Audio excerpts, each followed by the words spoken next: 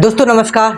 आज मैं बात कर रहा हूँ शराब यानी नशा के बारे में। एक शराबी केवल शराब ही नहीं पीता, बल्कि वह अपने बाप की उम्मीदों को पीता है, वह अपनी माँ की ममता को पीता है, वह अपने भाई की इच्छाओं को पीता है, वह अपनी बहन की उम्मीदों को पीता है। मतलब घर का जो सारा मेंटेनेंस जो भी उनसे उम्मीद रखता है, उस व्यक्ति से उम्मीद रखता है, उन सारी उम्मीदों को पी जाता है। शराब किसी भी एंगल से हम सही नहीं कह सकते, ना तो समाज कह सकता है, ना तो कोई गांव वाला कह सकता है, ना कोई भाई कह सकता है, ना बहन कह सकती है, ना माँ बाप कह सकते हैं।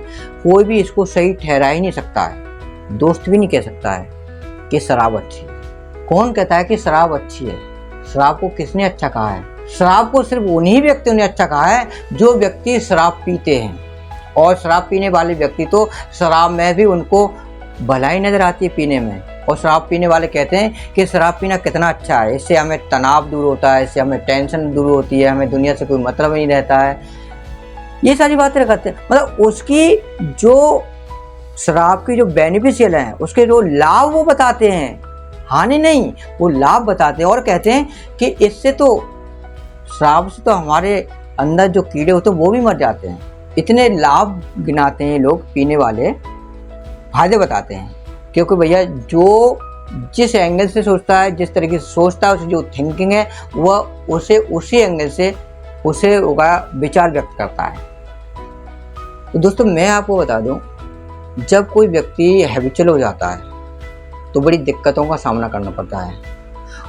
और जब कोई व्यक्ति पीता रहता है, उसकी सिचुएशन क्या होती है मैं आपको बताऊं।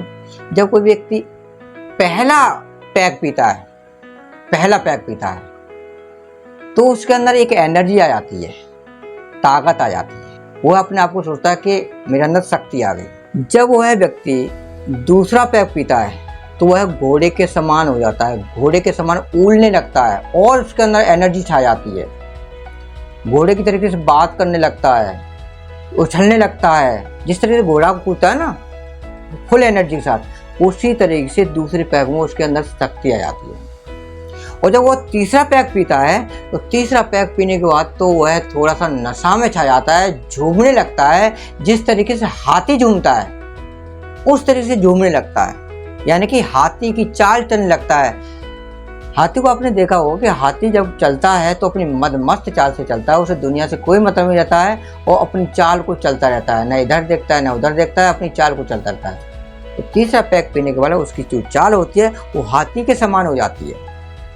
और जब चौथा पैक पीता है तो उसे नशा में बिल्कुल सराबोर हो जाता है। इसे हम कहते हैं कुत्ते की जिंदगी हो जाती है उसकी।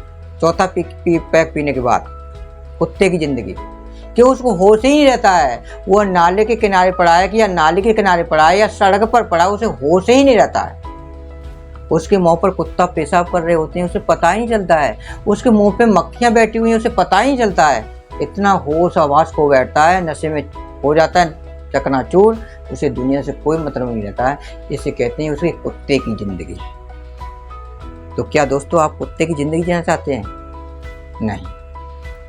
ये जिंदगी समाज तो क्या कोई व्यक्ति से अच्छी जिंदगी नहीं कह सकता है। तो दोस्तों इस नशे से आप कैसे छुटकारा पाएं, इसके लिए आप अपने स्तर से जो भी सॉल्यूशन कर सकते हैं करिए। लेकिन आपकी शराब नहीं छूटती है या नशा नहीं छूटता है तो आप एल्कोहल पाउडर की भी हम बात कर रहे हैं, एल्कोहल पाउडर को एक बार जरूर इस्तेमाल करें। आपकी शराब छूटेगी, निश्चित छूटेगी। और आपको डिस्क्रिप्शन में आपको हमारा नंबर मिल जाएगा, आप उस पर संपर्क भी कर सकते हैं।